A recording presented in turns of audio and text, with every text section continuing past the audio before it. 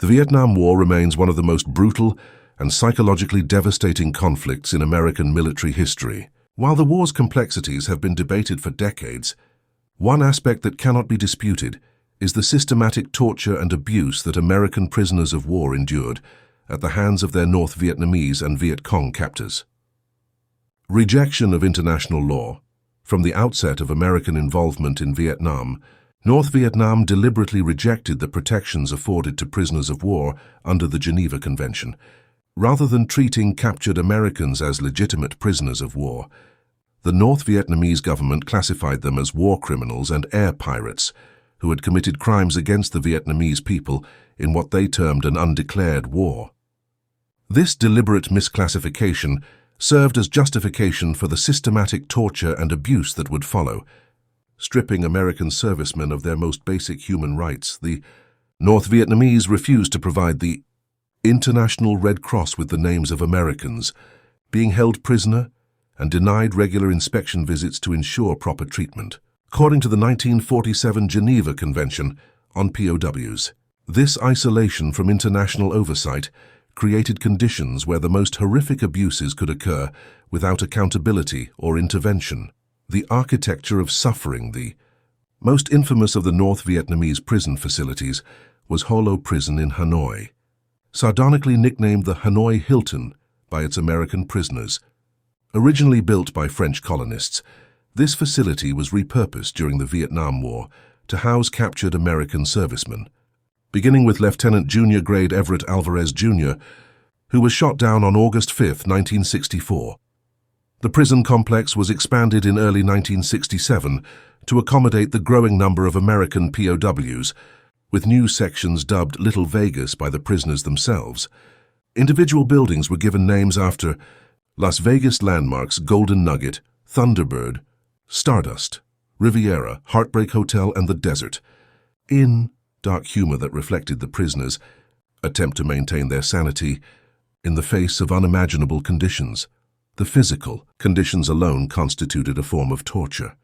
Prisoners were confined in tiny, dark, ill-ventilated cells that resembled dungeons more than detention facilities.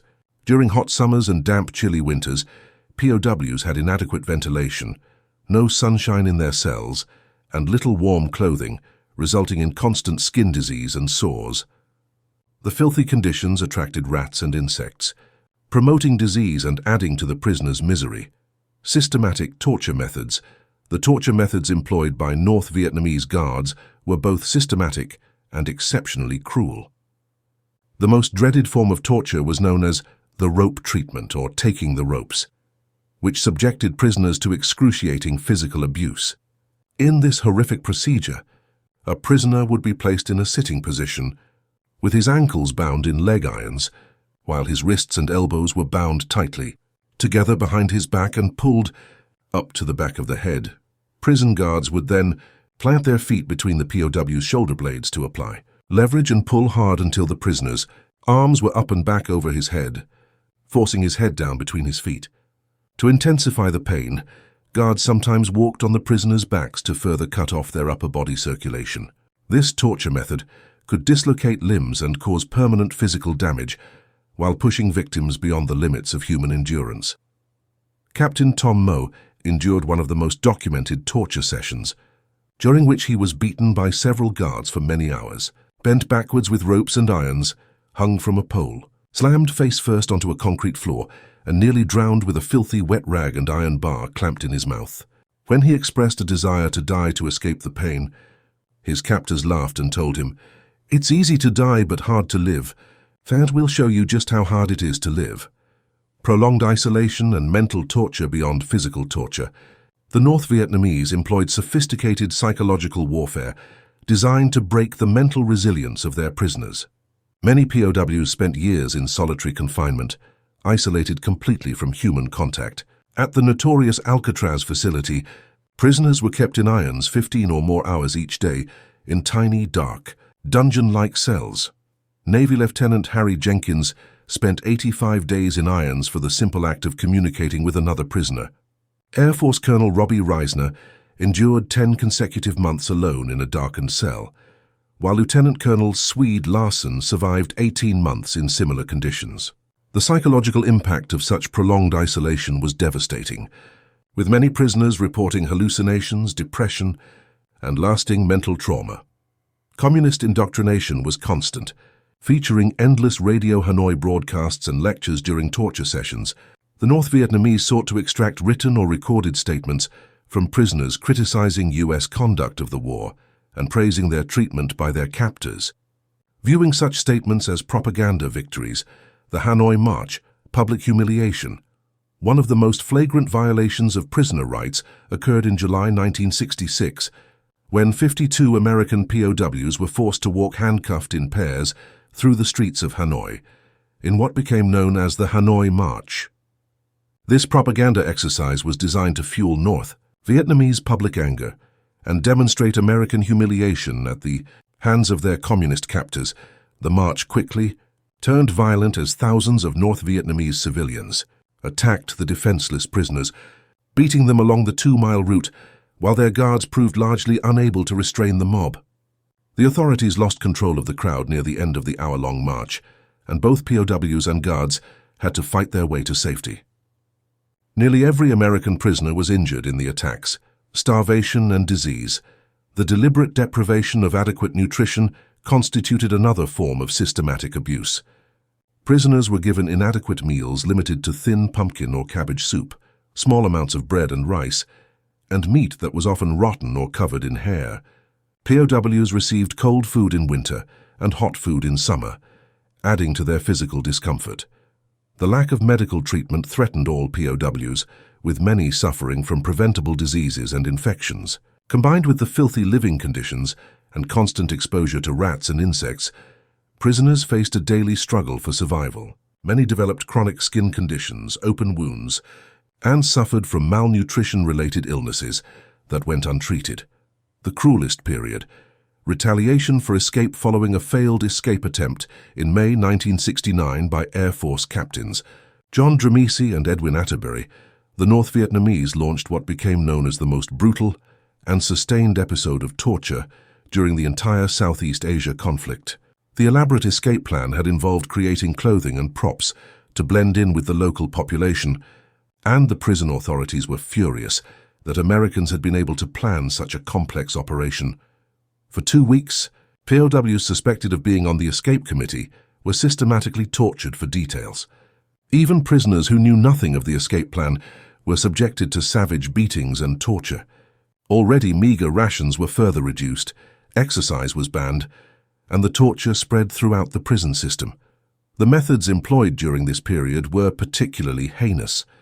One POW was hung upside down from the ceiling and shocked with a car battery. Teams of torturers wielding rubber fan belts took turns flaying the bare skin off prisoners' bodies. Others were clubbed and forced to kneel for hours without sleep between whippings. Navy Lieutenant Commander Red McDaniel received more than 700 lashes over a 2-week period, suffering multiple open wounds, electric shocks, rope and iron restraints, and was hung upside down with a compound arm fracture that guards deliberately manipulated during questioning. Edwin Atterbury was murdered by his captors, beaten to death in retaliation for the escape attempt. Additions in the South. A different hell while most American POWs were held in North Vietnam. Those captured in South Vietnam, Cambodia, and Laos faced different but equally harsh conditions. In South Vietnam and Cambodia, 124 and 23 prisoners respectively were held by Vietcong forces in bamboo cages or makeshift huts.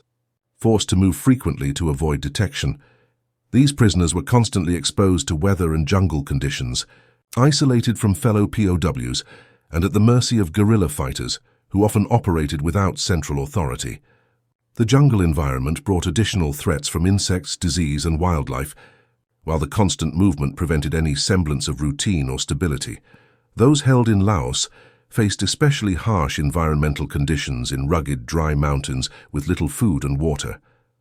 Few prisoners held by Pathet Lao guerrillas survived to provide detailed accounts of their captivity, suggesting conditions may have been even worse than in other locations.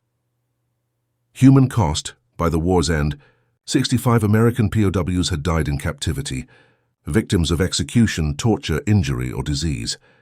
The total number of American military POWs who survived the war was 660, though this figure represents only those who lived to tell their stories. The psychological trauma inflicted on survivors would last for decades, with many suffering from what is now recognized as post-traumatic stress disorder.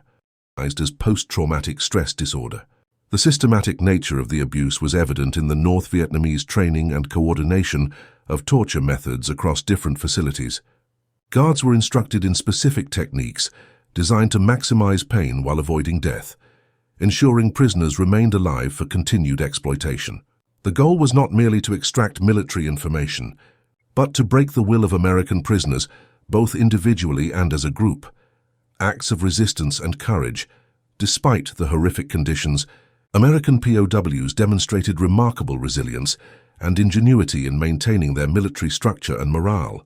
They developed sophisticated communication systems, including tap codes that could be heard through prison walls and hand signals for when guards were present. These covert networks allowed prisoners to share information, coordinate resistance efforts, and provide emotional support to one another. Commander Jeremiah Denton's act of defiance during a 1966 televised press conference became legendary among prisoners and intelligence officials. Forced to appear before cameras, Denton blinked the word TORTURE in Morse code, providing the first confirmed evidence to U.S. intelligence that American POWs were being systematically tortured. The treatment of American prisoners of war by North Vietnamese and Vietcong forces during the Vietnam War represents one of the darkest chapters in the history of warfare. The systematic torture, deliberate starvation, psychological abuse and murder of prisoners violated every principle of international law and human decency. These acts of cruelty were not isolated incidents or the result of undisciplined soldiers, but rather represented a coordinated policy designed to break the will of American servicemen and extract propaganda value from their suffering. The survivors of these ordeals returned home bearing both visible and invisible scars that would last their entire lives.